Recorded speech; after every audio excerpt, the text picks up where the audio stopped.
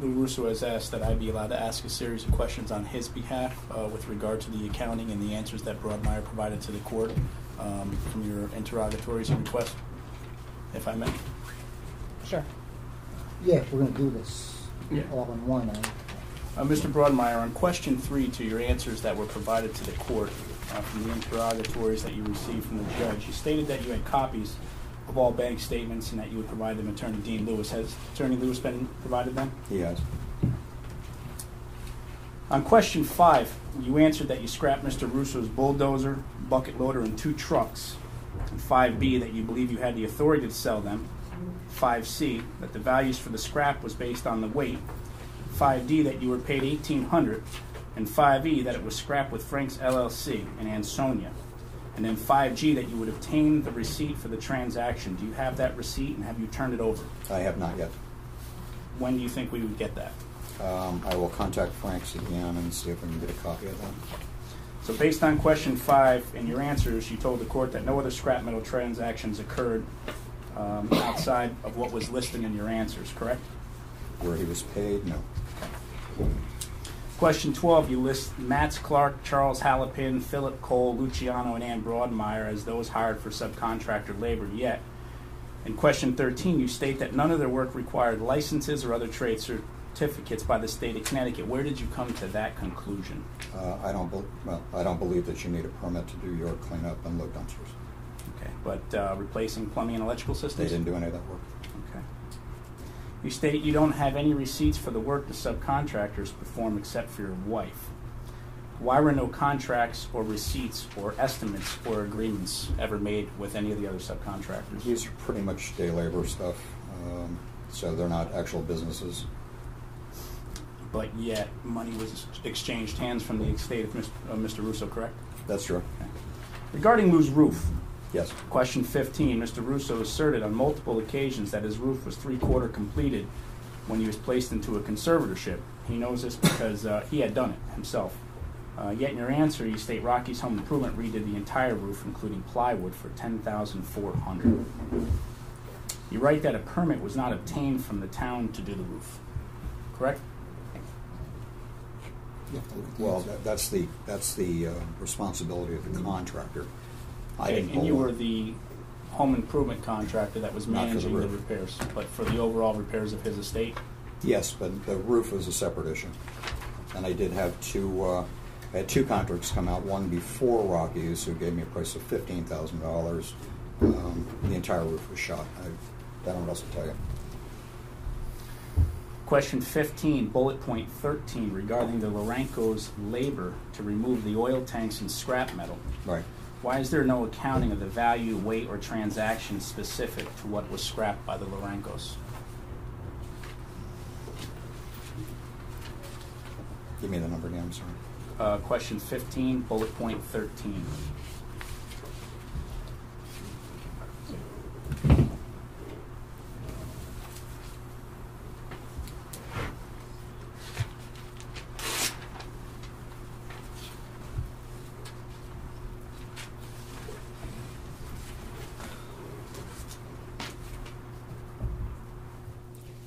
You're talking about Philip Cole removing oil tanks, is I guess where we're at here? All of the everything that was scrapped that appears not to have been accounted for in any of your periodic or final accounting. Well, that was, again, that's a cleanup job that they do. They're paid to do that work by the money that they get from the scrap. Without contracts, estimates, or agreements? Yeah. And no consultation with Mr. Russo? No.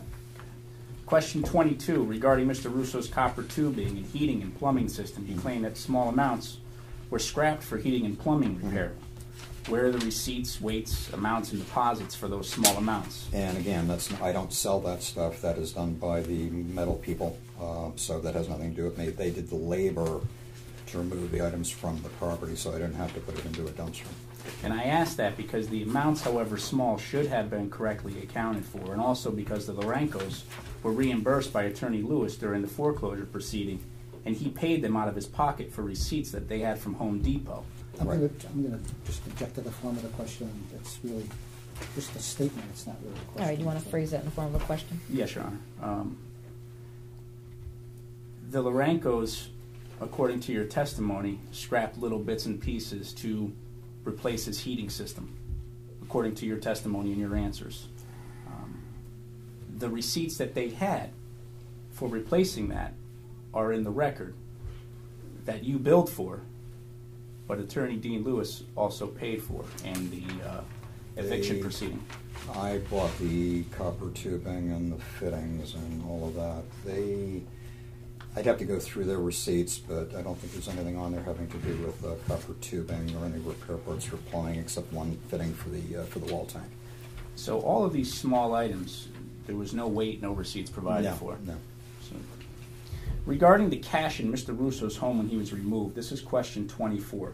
You answered that there was loose change and a few silver dollars, and that all had been turned over to Dean Lewis. That's correct.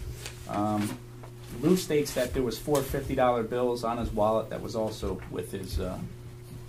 All I can tell you is it wasn't there, and I will tell you that the house was wide open from the time Mr. Russo hit the Danbury Hospital until I was appointed, and quite frankly, if there was guns in the house, there was people in the house, that money wasn't there. Questions 26 and 27 regarding the scrapped hot water heater and the cabinets with the copper fittings, receipts. Again, receipts, weights, and amounts. Nothing. No. They were completely rotted out. The basement was entirely soaked. Everything was underwater. Questions 30 and 31 regarding the electric heat wiring and install. You did 220 volt, 30 amp line voltage electric heat without permits, inspections, or safety measures in place. I've heard your testimony today that you didn't believe they had to be in place. Yet in your testimony, you also claimed that you were a licensed contractor at one point, home improvement contractor. When you become a contractor, are you aware that you take a certain oath and a certain responsibility under the laws with regard to what's required in your capacity as a contractor? Is he aware of that? Is that the question? Yes. Oh. Yeah. Okay. So then you were aware that a permit would be required to replace the electric heating and the plumbing system? Yeah, this is meant to be a temporary fix, and yeah, this is the way it is. Okay. Are you aware that the wiring was faulty? Your wiring? No. Are you aware that you did not use connectors into the panels, which can cause shortages? Yeah, we're still in process of doing that. Okay. Are you aware that's a fire hazard? I am. Are you aware there was melted wires inside of some of the electric heating units? I am not. There was. Question 33, regarding why you never honored the required probate court rule of providing the court with an inventory of Mr. Russo's assets within 2 months of your appointment. You stated unknown as an answer. I have no recollection of it going in late. I don't know if the date was wrong. I don't know if it came in late. I honestly don't know.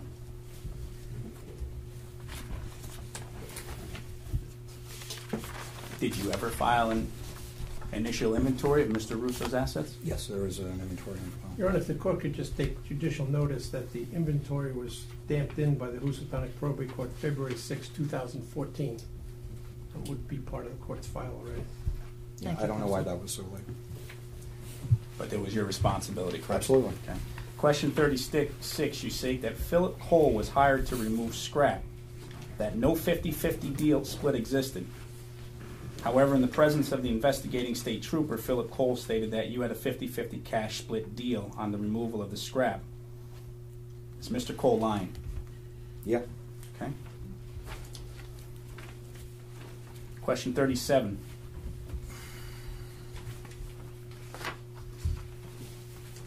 Specific to the 3 lease agreements that were presented to the court in the eviction proceedings, you stated that never happened. We discussed that today and got your testimony that there were not 3 leases signed, that the tenants were not illegal, yet the probate court ordered you to remove them as a result of not obtaining permission from the court. Do you still stand by your answers, or would you like perhaps maybe expound a bit and provide the court with better clarity as to why a lease was entered into and why the Lorencos had 3 leases with photocopied signatures?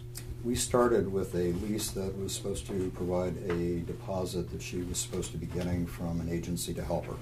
She wasn't able to do that. The second one removed that deposit from it. However, we had also made an agreement about the electric, and that got added in. I mean, there was very little change in the leases except for the security deposit. Any idea why the Lorencos might have told the investigating state trooper that Attorney Candace Fay worked out the details with you over the phone in front of Lou's house? while they were already living there without insurance? I'm sorry, say that again. Why might the Lurankos have told the investigating state trooper that Attorney Candace Fay worked out the details with you over the phone on the lease in front of Lou's house while they were already living there without insurance? I've got to object to the question. How can he know what's in the mind of the Lorenkos?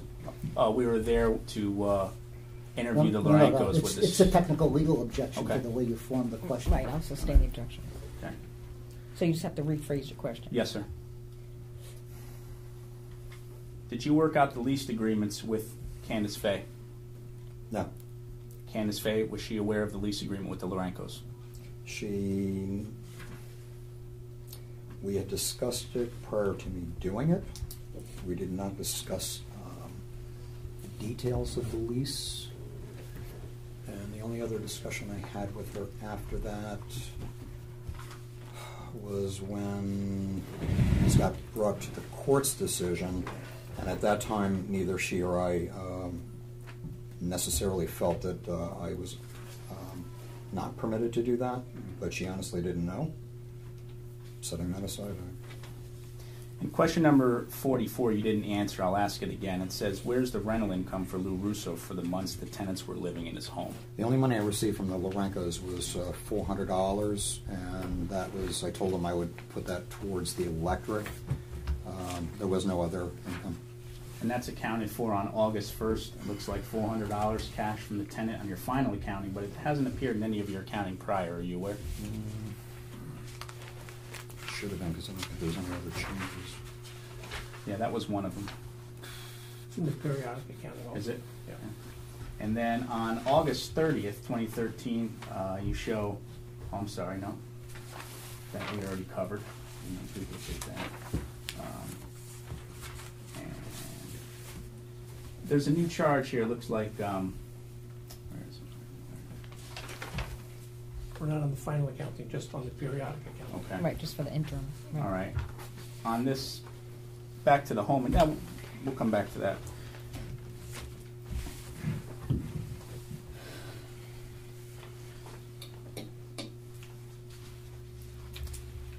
In the notarized answers, it was notarized, but it was illegible. Who notarized your answers? Was that you, sir? I'd have to look. It would Okay. either have been me or one of my paralegals. I just asked because it didn't note the date that the, That's mine. okay, And I think it says the 12th day of December, all right. 2014. That's your usual legible signature? I apologize.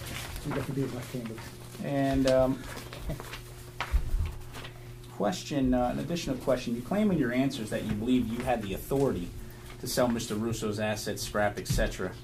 However, the manner in which those transactions were carried out, as detailed in your answers to the court, appear to be in violation of Probate Court Rule 33 governing conservators, more specifically 3312, sale of property from the conservatorship estate.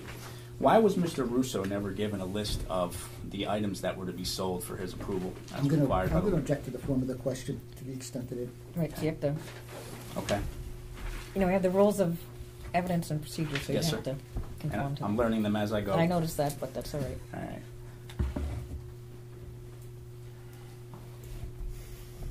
Why was Mr. Russo's property scrapped without his permission or I didn't consultation? know that I needed it. I thought we had to discuss this with the court and had permission to do it.